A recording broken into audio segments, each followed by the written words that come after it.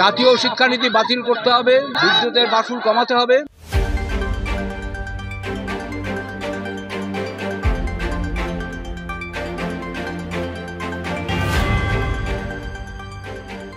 কেন্দ্র ও রাজ্য সরকারের একাধিক দুর্নীতির বিরুদ্ধে এবার সরব হল এসইউসিআই।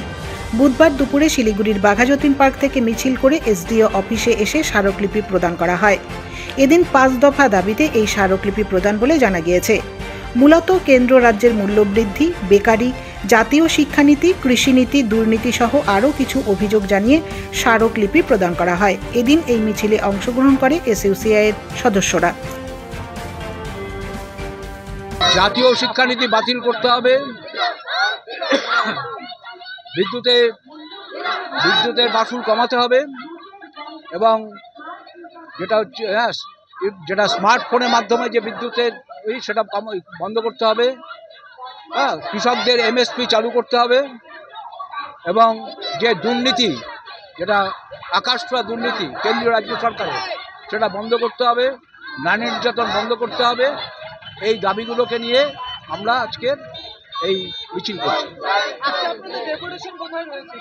এসডিও অফিসে আমরা ডেপুটেশন করছি।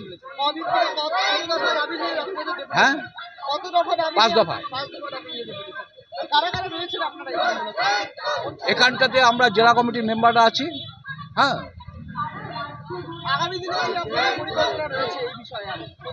আগামী দিনে আমাদের আন্দোলন কন্টিনিউ হবে এবং চলবে আন্দোলন।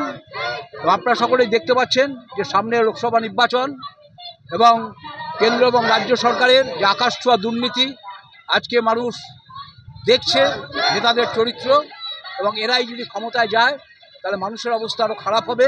এটা আমরা দ্ব্যর্থহীন ভাষায় বলছি। হ্যাঁ, মানুষের জন্য এরা কিছু করে না। আমাদের দেশের প্রধানমন্ত্রী প্রতিশ্রুতির ফানুস ওড়াচ্ছে, একটা প্রতিশ্রুতি পালন করেনি। হ্যাঁ, আপনারা সেটা লক্ষ্য করেছেন। এর বিরুদ্ধে আমাদের প্রতিবাদ। আপনার নাম এবং পরিচয়? আমার নাম গৌতম ভট্টাচার্য।